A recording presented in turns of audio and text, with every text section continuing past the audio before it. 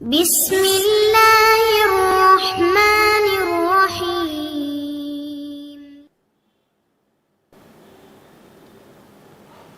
அஸ்ஸலாமு அலைக்கும் வரஹ்மத்துல்லாஹி வபரகாத்துஹு. அன்பிற்குரிய சகோதர சகோதரிகளே, நீங்களும் ஆலிம்களாகலாம் என்கிற இந்த பாடத்தில் புதன் வியாழன் ஆகிய 2 நாட்கள் திருக்குரான் வசனத்தினுடைய நேரடி தமிழாக்கத்தையும் தேவைப்படும் விளக்கங்களையும் பார்த்து வருகிறோம். இதுவரை சூரத்துல் பக்கராவில் 239 வசனங்களை பார்த்துட்டோம். இன்றைக்கு 240வது வசனம். இந்த 40வது வசனத்தில் சொல்லப்படுற செய்தியுடைய சாராம்சத்தை சொல்லிவிட்டு அந்த வசனத்தை வாசித்து நம்ம பொருள் செய்யலாம். ஆரம்ப காலத்தில், இஸ்லாத்தின் ஆரம்ப காலத்தில் பெண்களுக்கு சொத்துல உரிமை இருக்குது அப்படிங்கிற சட்டம் வருவதற்கு முன்னாடி, இந்த 4 மாதம் 10 நாள் இத்தா இருக்க வேண்டும் என்ற சட்டம் வருவதற்கு முன்னாடி ஏற்கனவே இருந்த ஒரு பழைய சட்டம்தான் இந்த வசனத்தில் சொல்லப்படுகிறது. என்ன சொல்லப்படுதுன்னு கேட்டால், ஒரு ஆண் அவர் மரணத்தை நெருங்கிட்டார்னு வைங்க. அப்போ அவர் என்ன செய்யணும்னு கேட்டால், தன்னுடைய மனைவிக்காக வேண்டி ஒரு வசியத்து செஞ்சுட்டு போகணும். வசியத்து எல்லாரும் செய்ய முடியாது. திடீர் மரணம் ஏற்படுறவங்களுக்கு செய்ய முடியாது. யார் நோய்வாய்ப்பட்டு மரணம் இன்றைக்கி வந்துடும் நாளைக்கு வந்துடும்னு சொல்லி அதை புரிந்து கொண்டவர்களாக இருக்கிறார்களோ, அந்த அறிகுறியை கண்டிருக்கிறார்களோ, அவங்க தான் வசியத்து செய்வாங்கன்னு வைங்களேன். மற்றவங்களுக்கு வசியத்து செய்யாமலே இந்த சட்டத்தை குடும்பத்தை அமல்படுத்திக்கிற வேண்டியதான். என்ன சட்டம்னு கேட்டால், அன்றைய தினத்தில் சொத்துரிமை ஆம்பளை பிள்ளைக்கு மட்டும் என்று இருந்தது ஜாஹிலியா காலத்தில். இஸ்லாம் வந்த பிறகும் அதையே தான் செஞ்சு இஸ்லாமும் சட்டமாக வைத்திருந்தது. அதாவது ஒருத்தன் இறந்துட்டான்னு சொன்னால் அவனுடைய சொத்து பூரா ஆம்பளை பிள்ளைக்கு தான். மகளுக்கு கிடையாது, மனைவி கிடையாது, தாய் தந்தை கிடையாது என்று இருந்ததுனால தான் அந்த வசியத்து செய்யணுங்கிற ஒரு சட்டம்லாம் வருதில்ல. அந்த கட்டத்தில் மனைவிமாருக்கு என்ன வசியத்து செய்யப்படுதுன்னு கேட்டால், நான் மரணித்து விட்டால் இந்த கணவன் வசியத்து செய்யணும். எனது மரணத்திற்கு பிறகு என்னுடைய மனைவி 1 வருட காலம் என் வீட்டில் தான் அவள் இருப்பாள். நான் விட்டு சென்ற சொத்திலிருந்து அவளுக்கு தேவையானதில் நீங்கள் செய்ய வேண்டும். அது போக உள்ளது தான் வாரிசுகள் மகன் எடுத்துக்கொள்ளணும். அப்போ 1 வருஷத்துக்கு வீட்டில் அவள் இருப்பாள். அவளுக்கு தேவையான எல்லா விஷயத்தை கணவன் இருக்கும் பொழுது என்னவெல்லாம் செய்து கொடுத்தானோ அது எல்லாத்தையுமே அவன் மரணத்திற்கு பிறகு 1 வருஷத்துக்கு என்ன செய்யணும், அந்த பெண்களுக்காக வேண்டி அந்த இறந்த கணவனுடைய குடும்பத்தார் செய்யணும். இது ஒரு வசியத்து செய்யணும்.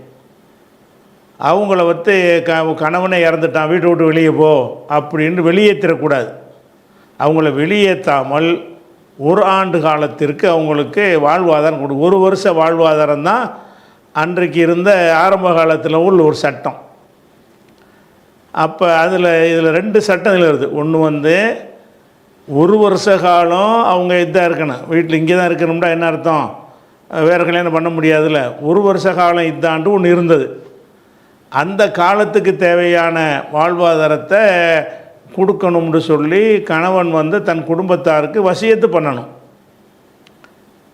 அவங்களா வீட்டை விட்டு நான் கணவர் இறந்துட்டார், நான் என்னத்துக்கு நான் இங்கே இருக்கணும் அப்படின்னு சொல்லி அவங்களா வெளியேறினாங்கன்னு சொன்னால் அதில் உங்களுக்கு குற்றம் வராது. இந்த விஷயத்தை இந்த வசனம் சொல்லுகிறது. இப்போ அர்த்தத்தை பாருங்கள். ஒல்லதீன யுத்தவஃபவுன மின்கும், உங்களில் யார் மரணிக்கிறார்கள்னா மரணத்தை நெருங்கிட்டார்கள். மரணிச்சவன் இப்படி வசியத்தை செய்வான். மரணித்து விட்டார்களோ என்று அதில் இருந்தாலும் அவன் வசியத்து செய்யணும்னு பின்னாடி வர்றதுனால மரணித்து விட்டார்கள்னு வரக்கூடிய இடத்துல எல்லாம் என்ன அர்த்தம் செய்யணும், மரணத்தை நெருங்கிட்டவங்க தான். மரணித்தவன் இப்படி வசியத்து செய்வான். அப்போ ஒல்லதீன யுத்தவஃபவுன மின்கும், உங்களில் யார் மரணித்து விட்டார்களோ, அதாவது மரணத்தை நெருங்கி விட்டார்களோ, எதரூன அஸ்வாஜன், மனைவிமார்களை விட்டு சென்றவர்களாக மரணித்து விடுகிறார்களோ, அவனுக்கு பொண்டாட்டி இருக்கிறாங்க, அப்படி நிலையில் மரணித்து விட்டாரேயானால் வசியத்துன் அவர்கள் மீது அலைஹிம் வசியத்தும் அவர்கள் மீது வசியத்து செய்வது கடமை. வசியத்து என்றால் மரண சாசனம் சொல்வது கடமை இருக்கிறது. யாருக்காக வேண்டி என்றால் அஸ்வாஜிஹிம் அவங்களுடைய மனைவிமாருக்காக வேண்டி வசியத்து செய்யணும். சொத்து பத்துலாம் கொடுக்க இயலாது அன்றைக்கி பழைய சட்டத்தில். வசியத்துன் அஸ்வாஜிஹிம் மனைவிமார்களுக்காக வசியத்து செய்தல் இருக்கிறது. மத்தான் மத்தான் என்றால் அதாவது வாழ்வாதாரம்னு அர்த்தம். மத்தா என்று சொன்னால் உலகத்தில் வாழ்வதற்கு தேவையான உணவு உடை போக்குவரத்து இருக்கும்ல, இந்த வாழ்வாதாரம். இந்த வாழ்வாதாரமாக என்ன செய்யணும்? வசியத்து செய்ய வேண்டும். இலல் ஹவுலி ஹவுலி என்றால் வருஷம்னு அர்த்தம். இலல் ஹவுலி என்றால் ஒரு வருஷத்து வரைக்கும். அப்போ ஒரு வருஷத்துக்கு வரைக்கும் வாழ்வாதாரம் கொடுக்கும் நிலையில் மனைவிமார்களுக்காக வசியத்து செய்தல் இந்த கணவன்மார்களுக்கு இருக்கிறது. கைர இஹ்ராஜின் அவங்கள வெளியேற்றுதல் இல்லாமல், வீட்டை விட்டு வெளியேற்றிடக்கூடாது. உன் புருஷனே போயிட்டான் உனக்கு வீடு கிடையாது என்று வெளியேற்றிடக்கூடாது. அப்போ மறுபடியும் ஒரு அர்த்தம் பாருங்கள். உள்ளதீன யுத்தவஃபௌன மின்கும் உங்களில் யார் மரணிக்கிறார்களோ எதரூன அஸ்வாஜன் மனைவிமார்களை விட்டு செல்லும் நிலையில் மரணிக்கிறார்களோ அவங்களுக்கு வசியத்துன் அலைஹிம் வசியத்துன் அவர்கள் மீது வசியத் என்ற கடமை இருக்கிறது. அப்படி வச்சு அலைஹிம்னு வச்சுக்கிறணும். யாருக்காக வசியத்து செய்யணும் என்றால் அஸ்வாஜிஹிம் அவங்களுடைய மனைவிமார்களுக்காக வசியத்து செய்தல் இருக்கிறது. அது என்ன மாதிரியான வசியத்தாக இருக்கணும்னா மத்தான் வாழ்வாதாரமாக, சொத்துலாம் எழுதி கொடுக்க தேவையில்லை. வாழ்வாதாரம்னா என்ன? சோறு தேவையான அந்த உணவுகளை கொடுக்கறது, வாழ்வாதாரத்துக்கு தேவையானதை கொடுக்கறது. எது வரைக்கும் என்றால் இலல் ஹவுலி ஒரு ஆண்டு வரைக்கும் வாழ்வாதாரம் கொடுக்கும் நிலையில் அவங்களுக்கு வசியத்து செய்யணும். கைர இஹ்ராஜின் வெளியேற்றுதல் இல்லாமல். அவங்கள அஹ்ரஜன்னா வெளியேற்றுறது, வீட்டை விட்டு வெளியேற்றக்கூடாது. அப்போ இதான் அன்றைக்கு இருந்த நிலையில் பெண்களுக்கு உள்ள உரிமை. அவ்வளோதான். பெண்கள்னா மனைவிக்கு, கணவனிடமிருந்து மனைவிக்கு உள்ள உரிமை என்னன்னு கேட்டால், கணவன் இறந்த பிறகு ஒரு வருஷத்துக்கு அவனுடைய கணவனுடைய சொத்துல இருந்து இவளுக்கு வாழ்வாதாரம் கொடுப்பாங்க. அவ்வளோதான். அதை தாண்டி ஒன்றும் கிடைக்காது. சொத்துல பங்குலாம் கிடைக்காது அன்றைக்கு உள்ள நிலைமையில். ஃபைன் ஹரஜன அந்த பெண்கள் அவர்களாக வெளியேறினால், இவன் வெளியேற்றலை, அந்த பெண்கள் என்ன செய்கிறாங்களா, என் புருஷனை போகிற பிறகு நான் என்னத்துக்காக வேண்டி இங்கே இருக்கணும் அப்படின்னு சொல்லி அவங்க வெளியேறினார்களே ஆனால் ஃபலா ஜுனாஹ அலைக்கும் உங்களுக்கு குற்றம் வராது. உங்கள்னுங்க சொல்வது அந்த கணவனின் குடும்பத்தாருக்கு. கணவன் தான் போயிடுவானே, கணவனுடைய குடும்பத்தார் மீது, உங்கள் மீது என்றால் அந்த கணவனுடைய குடும்பத்தார் மீது எந்த குற்றமும் வராது. ஏன்னா நீங்கள் வெளியேற்றலையில். எதில் குற்றம் வராது? ஃபீமா ஃபால்ன அந்த பெண்கள் செய்த விஷயத்தில், ஃபீ அம்புசிகின்ன தங்கள் விஷயமாக, தங்களை பற்றி அந்த பெண்கள் எதை செய்தார்களோ அந்த விஷயத்தில் உங்கள் மீது குற்றம் கிடையாது. மீன் மாரூஃபின் நல்ல காரியத்தில். அது அப்போ அவங்க வேறு தப்பு தண்டா செஞ்சாங்கன்னா அதை நீங்கள் கண்காணிக்கிறது, அது உங்களுக்கு கடமை இருக்குது. உங்கள் மீது எதில் குற்றம் வராதுன்னு கேட்டால், அவங்க நல்ல காரியத்தில் எதை செஞ்சாலும் அதில் உங்களுக்கு குற்றம் வராது.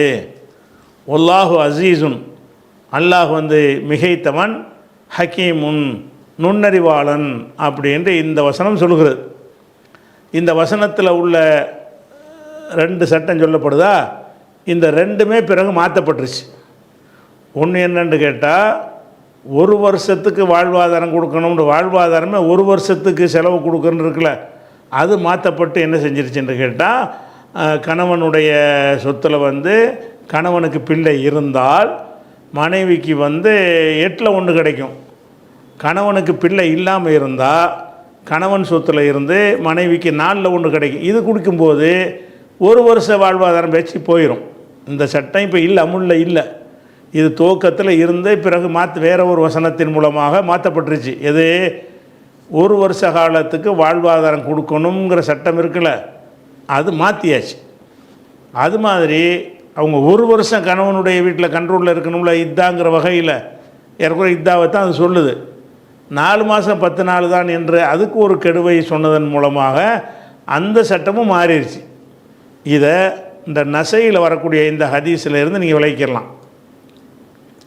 என்ன விளைவிக்கலான்னு கேட்டால், இப்னு அப்பாஸ் அறிவிக்கிறாங்க, சொல்கிறாங்க. ஃபி கவுலிஹி வல்லதீன யுத்தவஃபோன மின்கும் யதூன அஸ்வாஜன் வசியத்தன் லி அஸ்வாஜியும் மத்தானிலல் ஹவுலி கைர இஹ்ராஜின் என்ற வசனம் குறித்து இப்னு அப்பாஸ் சொல்லும் பொழுது சொல்கிறாரு, நுசிக தாலிக்க, இந்த வசனம் மாற்றப்பட்டு விட்டது.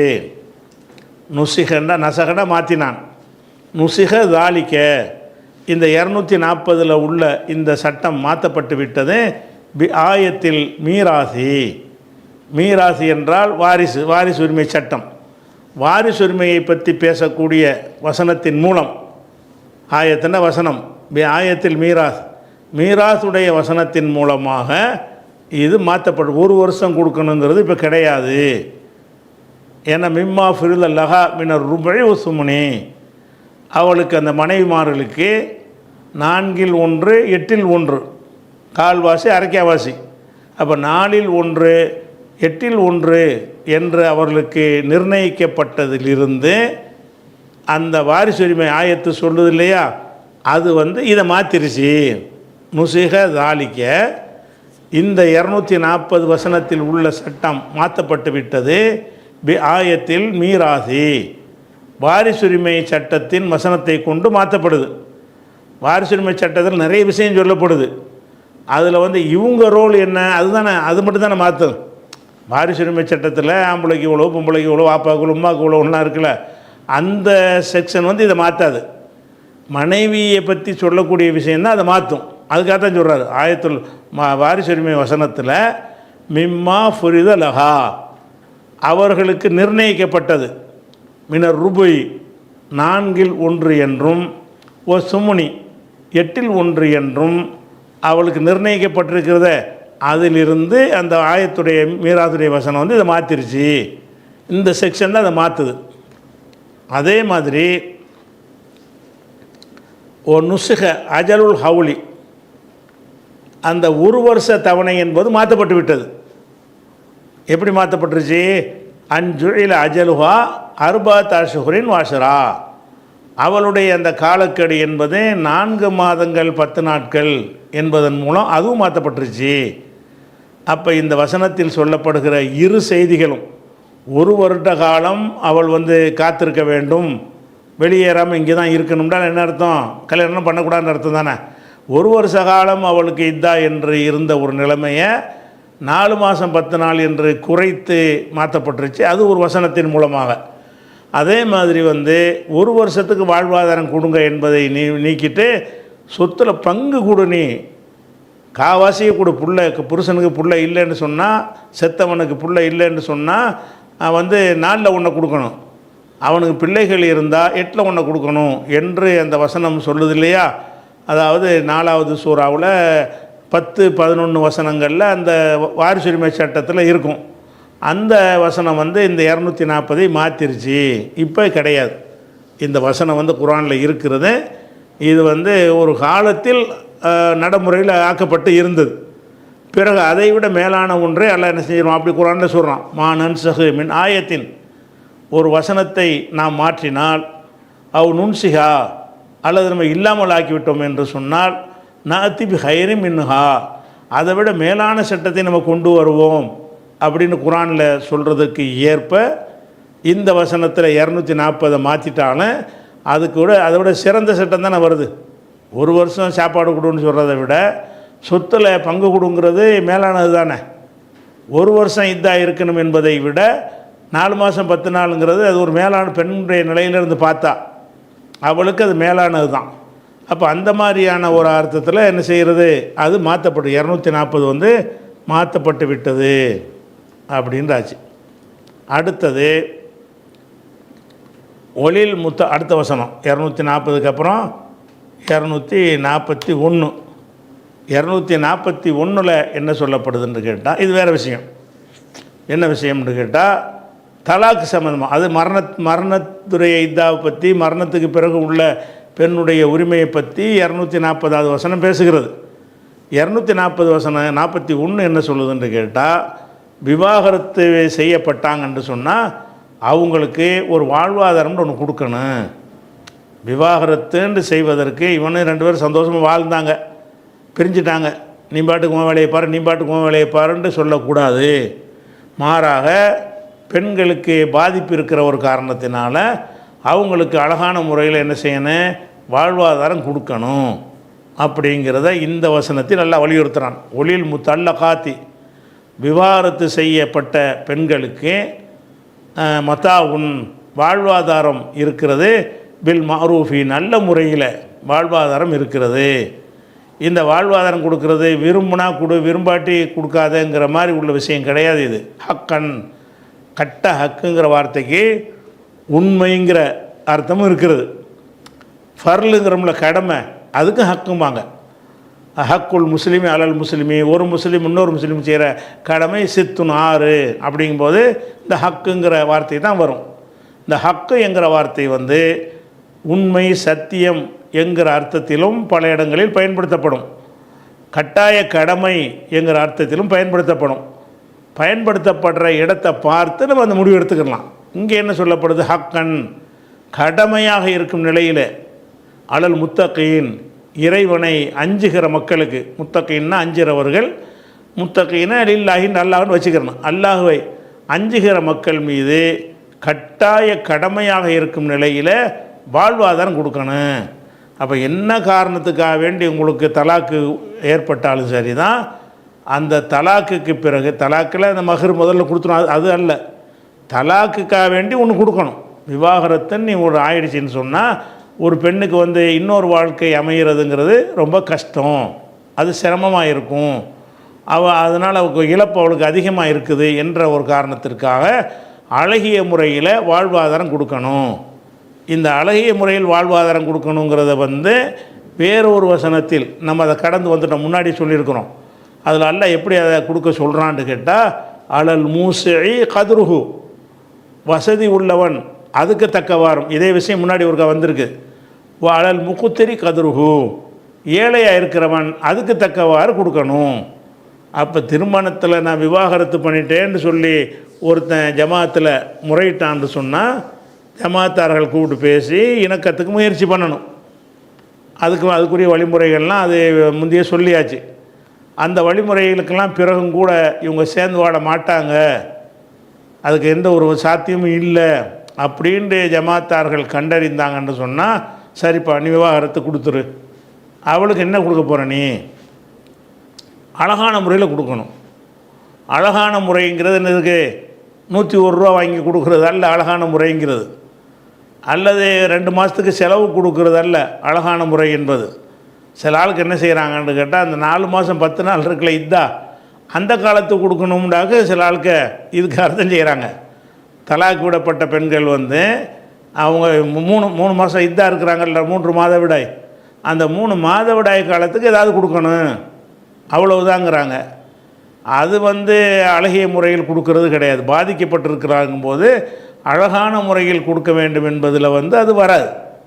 அல்லாஹ் வந்து ஏற்கனவே 1 வருஷத்துக்கு வாழ்வாதாரம் கொடுக்கணும்னு சொல்லி அதை வந்து அந்த மரணத்துக்கு இதாக இருக்குல்ல, அதை விட மேலானதில் சிறப்பான சட்டமாக்குறான், சொத்துலேயே பங்கு கொடுங்குறான். அப்படிப்பட்ட ஒரு மார்க்கத்தில் வந்து தலாக்கு விட்டுட்டு 3 மாதத்துக்கு செலவு கொடுக்குறேங்கிறதல்ல வாழ்வாதாரங்கிறது. அப்படின்னா 3 மாதம் செலவு கொடுக்கணும்னு நல்லா சொல்லிட்டு போயிருப்பான். அழகிய முறையில் கொடுக்கணும்னா என்ன அர்த்தம்னா, உங்கள் மகளுக்கு அப்படி ஏற்பட்டால் அதை எது உங்களுக்கு அழகியதாக தெரியும், எது தெரியும், இவனுடைய வசதியை பார்ப்போம், எத்தனை வருஷம் வாழ்ந்துருக்குறாங்கன்னு பார்ப்போம், பலதை பார்ப்போம். ஒரே மாதிரியாக யூனிஃபார்மாக தீர்மானிக்க முடியாது. ஒரு ஜமாத்தில் வந்து பேசி விசாரிக்கும் பொழுது ஒருத்தன் நல்ல பெரும் கோடீஸ்வரனாக இருக்கிறான், அவன் விவாகரத்து செய்கிறான். அந்த விவாகரத்து செய்கிறத கூட அலசி ஆராய்வாங்க ஜமாத்தார்கள். இதில் வந்து விவாகரத்து கேட்க மார்க்கப்படி உரிமை இருந்தாலும் யார் பக்கம் தப்பு இருக்குங்கிறது அந்த விசாரிக்கிறவங்க மனசில் படும். அந்த மாதிரி பார்த்து இவன் பக்கமே தப்பு ஜாஸ்தியாக இருக்குன்னு வைங்க, டேய் நீ தான் வேணுட தலாக்கு விட்ற, அவன் மேலே ஒன்றும் தப்பு கிடையாது, அவன் எல்லாத்தையும் இணங்கி வர ரெடிங்கிறான், ஆனால் நீ மாட்டேங்கிற, அதனால் நீ ஜாஸ்தியாக கொடும்பாங்க. அவளும் வேணாம் புரியாமல் அவளும் எனக்கு வேணான்னு அவளும் சொல்லிகிட்டு இருக்கிறான். இவன் மேலே தப்பு இருக்கிற மாதிரி தெரியலை, அப்படி இருந்தால் அதுக்கு தகுந்த மாதிரி சொல்லுவாங்க. அதே மாதிரி இவனுடைய வசதி வாய்ப்பையும் பார்ப்பாங்க, ஒரு சொத்து என்ன இருக்குது, அது ஒரு எத்தனை வருஷம் வாழ்ந்தாங்கன்னு பலதையும் பார்ப்பாங்கல்ல. பலதையும் பார்த்து என்ன செய்வாங்கன்னா, விவாகரத்து செய்யப்பட்டவங்களுக்கு வந்து நல்ல முறையில் கொடுக்கணும். நல்ல முறைங்கிறது என்னென்னு கேட்டால், அனைத்து விதமான அம்சங்களையும் அலசி ஆராய்ந்து நீ வந்து ஒரு 4 வீடு வச்சுக்கிறியா, ஒரு வீட்டை கொடு, இந்த மாதிரி சொல்லக்கூடியதாக இருக்கணும். அது சும்மா 1000 ரூபா கொடு, 10,000 ரூபா கொடுன்னு சொல்லக்கூடியதாக இருக்கக்கூடாது. அப்போ வசதிக்கு தக்கவா அதுக்காக வேண்டி அவன் வந்து அவனே கஷ்டப்படுறவனாக இருக்கிறான், ஒரு வாடகை வீட்டில் இருக்கிறான், ஒரு 10,000 ரூபா சம்பளத்தில் இருக்கிறான், அவனை போய் சில ஜமாத்து என்ன செய்வாங்க, 10 லட்சம் கொடுப்பாங்க. அவன் எங்கேருந்து கொடுப்பான்? அவனை விற்றா கூட கொடுக்க முடியாது. அப்போ இதில் என்ன பார்க்கணும்னு கேட்டால் 7 மாண்டு பார்க்கணும். ஒருத்தன் நியாயம் இருக்கலாம். அந்த பெண்களை யோசிக்கணும்ல. நம்ம அவனோட வாழ்ந்துருக்குறோம், அவன்கிட்ட என்ன இருக்குன்னு தெரியும், அந்த மனைவியாக இருந்தவனுக்கு தெரியும். ஏம்மா அவன் 10 லட்ச ரூபா தர சக்தி நான் இருக்கிறானா அப்படின்னு கேட்டால் அவங்கள என்ன செய்வாங்க, இல்லை அவ்வளோ முடியாதுன்றவாங்க. அப்போ வந்து அந்த கணவனுடைய பொருளாதாரம் எவ்வளோங்கிறத பார்த்து அதுக்கு தகுந்தவாறு கொஞ்சம் நியாயம்னு படுற அளவுக்கு, மன நிறைவு படுற அளவுக்கு என்ன செய்யணும், ஜமாத்தாரர்கள் வாங்கி கொடுக்கணும். இதை வந்து இவன் மறுக்க முடியாது, அதெல்லாம் ஒன்று தரவலாம் முடியாது, வாழ்ந்ததுக்கு அது கணக்கு சரியாக போச்சுன்னு சொல்ல முடியாது. ஏன்னா ஹக்கன் அல்ல முத்தகைன், இறைச்சமுடையவங்களுக்கு இது கட்டாய கடமை. இப்போ கட்டாய கடமைன்னா அவன் என்ன செஞ்சாகணும், கொடுத்து ஆகணும். இது வந்து 241 இங்கே சொல்லக்கூடிய ஜீவனாம்சம்ங்கிறாங்கல்ல, அதையும் நீங்கள் தெரிஞ்சு வச்சுக்கணும். நம்ம நாட்டில் என்ன இருக்குன்னு கேட்டால், விவாகரத்து ஆயிடுச்சின்னு சொன்னால் மனைவிக்கு ஜீவனாம்சம் கொடுங்கிறாங்க. ஜீவனாம்சம் எப்படி கொடுக்க சொல்கிறாங்க, மாதம் இவ்வளோ கொடுங்கிறாங்க. ஒரு மாதம் அதை கொடுக்கணுங்கிறாங்க. இந்த மாதம் கொடுக்குறது என்பதில் வந்து ஒரு மாதம் கொடுக்கலன்னு வைங்க, எனக்கு வருமானம் இந்த மாதம் இல்லைன்னா மரவ கோர்ட்டுக்கு போகணும். அவன் அதுக்கு ஒரு காரணத்தை சொல்லுவான், சரிப்பா இனிமேலாச்சும் ஒழுங்காக கொடுப்பாங்க. அது மாதம் கொடுக்குதல் என்பது வந்து ஒழுங்காக போய் சேராது, வழங்குதா, கொடுக்க மாட்டான். அதுபோக என்னத்தன் அடிப்படையில் கோர்ட்டில் தீர்ப்பு சொல்லுவாங்கன்னு கேட்டால், அந்த கணவன்கிட்ட என்ன இருக்குதுன்னு பார்ப்பாங்க. இவன் மனைவி விவாகரத்து பண்ணுறான்னா பண்ணும்போது என்ன செய்வான்னு கேட்டால், இவளுக்கு ஒன்றுமே கொடுக்கக்கூடாது அப்படி நினச்சான்னு சொன்னால் இருக்கிற சொத்தையெல்லாம் யாருக்கா எழுதி வச்சுட்டு போயிடுவான். என் அம்மாவுக்கும் அப்பாவுக்கு பிள்ளை அப்படி எழுதி வச்சுவிட்டு, என் பேரில் ஒன்றுமே கிடையாதுங்க, நான் ஒரு சம்பளக்காரன் அப்படின்னு சொன்னான்னு வைங்களேன், அவன் 20,000 சம்பளம் வாங்குறான்டா 5,000 ரூபா கொடுன்னு சொல்லுவாங்க. இதுதான் கொடுக்க சொல்ல முடியும். அப்போ இதை வாங்குறதுக்காக வேண்டி வழக்கறிஞரை சந்தித்து அவனுக்கு பீஸை கொடுத்து இவன் தரலைன்னு சொன்னால் அதுக்காக அலைஞ்சி இப்படியெல்லாம் உள்ள விஷயமாக இவங்களுடைய ஜீவனாம்சம் இருக்குது. அது மாதம் கொடுக்க. அது போக எவ்வளோ நாளைக்கு கொடுக்கணும்னு கேட்டால், அவள் வந்து வேறு ஒரு கல்யாணம் பண்ணுற வரைக்கும் கொடுக்கணும், அல்லது இவனும் அவ்வளோ சாவு வரைக்கும் கொடுக்கணும். இவன் சாவணும், இல்லாட்டி அவள் சாவணும், இல்லைன்னா வேறு கல்யாணம் பண்ணணும், அது வரைக்கும் இந்த ஜீவனாம்சம் கொடுன்னு சொல்லி கோர்ட்டில் சொல்கிறாங்க. அவன் என்ன செய்வான், அவன் கொடுத்துட்றான்னா இவன் என்ன செய்வான்னா இன்னொரு வாழ்க்கையை தேர்ந்தெடுப்பாளா. காசுக்கு வந்து மாதம் பழைய புருஷன்ட்டு மாதம் ஒரு 10,000 ரூபா வந்துடுதுன்னு வைங்க. அப்போ ஒரு பொருளாதாரத்துக்காக வேண்டி ஒரு ஆணை சார்ந்திருக்கிற ஒரு நிலை இப்போ இல்லாமல் போயிருது அவளுக்கு. அப்படி இருக்கக்கூடிய நேரத்தில் என்னத்துக்கு கல்யாணம் பண்ணிக்கிட்டு ஒருத்தனுக்கு அடிமையாக இருந்துக்கிட்டு அப்படிங்கிற திருமணம் பண்ணணுங்கிற ஒரு முடிவுக்கு வரமாட்டான். ஏன்னா திருமணம் பண்ணிட்டா இவன்கிட்டருந்து வரக்கூடியது நின்று போயிடும். நம்ம திருமணம் பண்ணாமலே இருப்போம். அப்போ அவளுக்குன்னு சில தேவைகள் இருக்குமே, அது தப்பான முறையில் பயன்படுத்திக்கிறோம். கல்யாணம்னு போய் மாட்டினா தான் சிக்கல். கல்யாணம் பண்ணாமையே தவறான முறையில் நம்ம வந்து எதாவது நடந்துக்கிறோன்னு ஒரு பெண் முடிவெடுப்பதற்கு இவங்க வைத்திருக்கிற அந்த ஜீவனாம்சம் தூண்டுவதாக அமையும், வழங்குதா. ஆனால் இஸ்லாம் என்ன சொல்லுதுன்னு கேட்டால், இதெல்லாம் வந்து கல்யாணம் பண்ணி வாரத்தாயிடுச்சு மர இன்னும் அவனோட என்ன தொடர்பு, உங்களுக்கு என்னத்துக்கு தேவை இருக்குது, முழுசாக முடிச்சிருங்க, கட் பண்ணி விட்ருங்க அப்படின்னு என்ன செய்யணும், இருக்கிற சொத்தை கணக்கெடுத்து எடுத்து கொடுத்துட்டு போடான்றணும். இது வந்து ஜமாத்தாரை ஏமாற்ற முடியாது. நீதிமன்றத்துக்கு ஒன்றும் தெரியாது, என் பேரில் என்ன இருக்குது எது இருக்குன்ட்டு அவனுக்கு ஒன்றும் விளங்காது. நான் கொடுக்குற ரெக்கார்டு தான். ஊரில் உள்ளவங்களுக்கு தெரியும், நிர்வாகிகளுக்கு இவன்ட்டு என்னென்ன விஷயங்கள்லாம் இருக்குது. அப்போ அவங்க பார்த்து என்ன செய்வாங்கன்னா ஒரு தொகையை தீர்மானிப்பாங்களா, அதுக்கு பிறகு அவர் நல்லபடியாக அந்த தொகையை வாங்கிட்டு நெக்ஸ்ட்டு நம்முடைய வாழ்வாதாரம் பிரச்சனை ஆகக்கூடாதுங்கிறதுக்காண்டி மறுமணத்துக்கு முயற்சி பண்ணுவாள். மறுமணத்திற்கான முயற்சியும் பண்ணுவாள். இந்த பொருளாதாரம் ஒரு கடைசியும் போயிடும். இது வந்து இவங்க கொடுக்குற ஜீவனாம்சத்தை விட பல மடங்கு மேலானதாகவும் இருக்கும். பல மடங்கு என்ன செய்யும், அதிகமான மேலானதாகவும் இருக்கும். அதுபோக இவள் வந்து இன்னொரு வாழ்க்கையை தேர்ந்தெடுக்கிற ஒரு நிலைமைக்கு தள்ளப்படுவாள். ஏன்னாட்டா இவள் கல்யாணம் பண்ணா என்ன, பண்ணாட்டி என்ன, நம்ம தான் வாங்கிட்டோம்ல. விவாகரத்து ஆன உடனேயே வாங்க வேண்டியதை வாங்கியாச்சு. மறுபடியும் இவனை கல்யாணம் பண்ணுறதுனால இந்த வாங்கின திருப்பி வாங்க போகிறதில்ல, பறிச்சுக்கிற மாட்டாங்க. அப்படிங்கிறதுனால இவள் மறுமணத்தை தேர்ந்தெடுப்பதற்கும் அதில் என்ன இருக்குது, வாய்ப்பு இருக்குது. அப்போ மறுமணத்தையும் தேர்ந்தெடுத்துட்டு போயிடுவா. அலையாமல் ஒன்ஸ் ஒரே தடவை ஒரு 25 லட்ச ரூபாய் கொடு, அல்ல 1 கோடி ரூபாயை கொடு, அவனுடைய வசதியை பொறுத்து அப்படிங்கிற மாதிரி ஒரு பெரிய தொகையை ஜமாத்தார்கள் வாங்கி அதை ஒரு வீட்டையோ வாசலையோ சொத்தையோ பெரும் தொகையையோ சில நகைகளையோ என்னத்தையாவது வாங்கி கொடுத்துட்டாங்கன்னு சொன்னால் இவனை சார்ந்திருக்க வேண்டியதில்லை, அவன்கிட்ட கையேந்திட்டு இருக்க வேண்டியதில்லை. எப்போ அவன் பணம் தருவான்னு புருஷனாக இருந்தால் எதிர்பார்க்கலாம். அவன் புருஷன் இல்லைன்னு போயிட்டான், மறையனதுக்கு அவனை போட்டு எதிர்பார்த்துட்ருக்கனே, அவனை எதிர்பார்த்துருக்கணுங்கிற மாதிரி தள்ளுற ஜீவனாம்சம் அது சுயமரியாதைக்கு இழுக்கு ஏற்படுத்துறது. ஒரே விஷயம் தான், நீ வேறு நான் அவரை வச்சுட்டு போ, இனிமேல் உனக்கு எனக்கு சங்காத்தம் இல்லைன்ற அளவுக்கு வந்தால் தான் அந்த பெண்ணுக்கு ஒரு மரியாதையும் இருக்கும். அதனால் இஸ்லாமும் ஜீவனாம்சம் கொடுக்கத்தான் சொல்லுது. இவங்க சொல்லக்கூடிய ஜீவனாம்சம் போலியாக இருக்கிறது. இஸ்லாம் சொல்லக்கூடிய ஜீவனாம்சம் சரியானதாக இந்த பெண்ணுக்கு பயன் தரக்கூடியதாக இருக்கிறது. இந்த ஜீவனாம்சத்துக்காக எத்தனை நீதிமன்றம் அதனை உடனேலாம் வாங்க முடியாது. ஜீவனாம்சம்னு கீழ்கோர்ட்டில் போடணும், அவன் ஒரு தீர்ப்பு அளிப்பான், அது இவன் மேல்கோர்ட்டு மறுபடியும் அவன் போவான், எனக்கு அவ்வளோலாம் கொடுக்க இயலாதுண்டு. அது அந்த ஜீவனாம்சம் கொடுங்கிற தீர்ப்பு வருவதற்கு அது ஒரு 5-6 வருஷம் ஆயிரும்.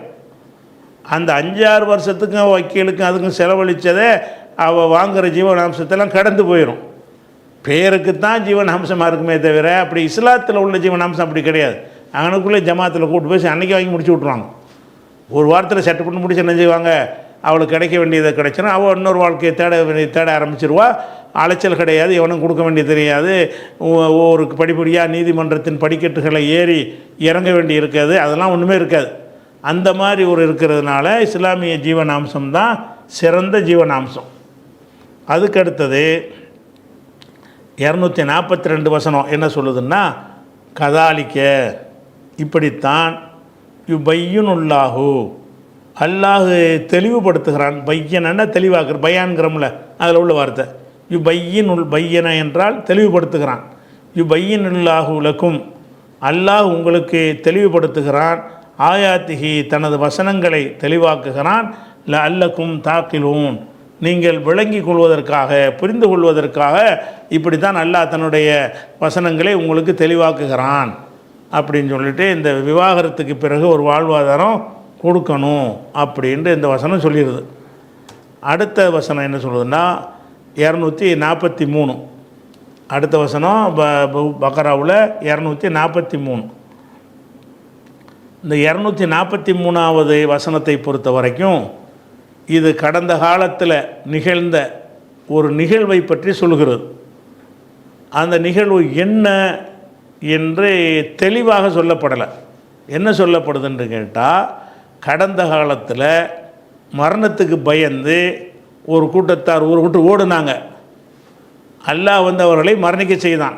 மரணத்தை பயந்து தானே ஓடுறாங்க, அவங்கள மரணிக்க செஞ்சிட்டான். பிறகு ஏதோ கருணை கொண்டு அவங்களுக்கு உயிர் கொடுத்தான். அல்லாஹ் மனிதர்கள் மீது ரொம்ப இரக்கம் உள்ளவன் இப்படிங்கிற ஒரு விஷயத்தை இது சொல்லுகிறது. இது எந்த கூட்டம்? குர்ஆனில் சொல்லப்படலை. ஹதீஸ்லையா சொல்லப்பட்டிருக்கானா? இல்லை, அதுவும் சொல்லப்படலை. இங்கே என்ன சொல்லப்படுதுன்னா, கடந்த காலத்தில் மௌத்துக்கு பயந்து ஒரு சாரார் ஊரை விட்டு ஓடுனாங்களே, அது உனக்கு தெரியுமா? நான் என்ன செஞ்சேன்? மௌத்துக்கு பயந்தா ஓடுறீங்க, இந்தாங்க மௌத்து பிடிங்க, அப்படிலாம் மௌத்தாக்கிறான். அவங்க மௌத்துக்கு பயந்து தான் ஓடுறாங்க. அவங்கள நான் மௌத்தாக்கி விட்டு பிறகு நான் அவங்கள உயிராக்கினேனே, அது உனக்கு தெரியுமா அப்படின்னு நபிகள் நாயகத்தை பார்த்து அல்லாஹ் இதில் கேட்குறான். அப்போ இது ஒரு கூட்டத்தை பற்றி அது சொல்வதாக இருந்தால் அது என்ன கூட்டம், முந்தைய காலத்தில் உள்ளதுங்கிறது மட்டும் தெரியும். ஏன்னு கேட்டால் முந்தி நடந்தது தான் இது பேசுதுன்றது வாசக அமைப்பில் வழங்குகிறது. ஓடினார்களே, மரணத்துக்கு பயந்து ஓடினார்களே, அவர்களை மூத்தாக்கிட்டானேண்டா நேற்று முந்தி நடந்த விஷயம் தானே. அப்போ நபிகள் நாயகம் காலத்துக்கு முன்னாடி நடந்த சம்பவங்கிறது மட்டும் இதில் விளங்குறது. அது எந்த ஊருக்காரங்க எந்த மரணத்துக்கு பயந்து ஓடுறதுன்னா அது பல அர்த்தம் உள்ள சொல்லுதானே. மரணத்திற்கு பயந்து ஓடினார்கள்னு சொன்னால் ஒரு காலரா மாதிரி ஒரு நோய் வந்திருக்கும், அதுக்கு பயந்துட்டு ஓடிருப்பாங்க. அல்லது எதிரிகள் தாக்க வர்றாண்ட ஒன்று எதிர்த்து நிற்காமல் அதுக்கு பயந்து ஓடிருப்பாங்க. மரணத்திற்கு பயந்து ஓடுதலுங்கிறதுக்கும் விரிவான ஒரு அர்த்தம் இருக்குது. அப்போ என்ன ஊர் என்ன மாதிரி சம்பவம் அப்படிங்கிறது இதில் சொல்லப்படவில்லை. சொல்லப்படலைங்கிறதுனால ஆளுக்கு என்ன செய்கிறாங்க, இஷ்டத்துக்கு விளக்கம் சொல்கிறாங்க. நமக்கு அது தேவையில்லை. இந்த வசனம் என்ன சொல்லுதோ அதை மட்டும் புரிஞ்சுக்கிட்டால் போதும். அந்த விஷயங்களை இன்ஷா அல்லாஹ் நம்ம என்ன செய்வோம், நாளைக்கு பார்க்கலாம். அஸ்ஸலாமு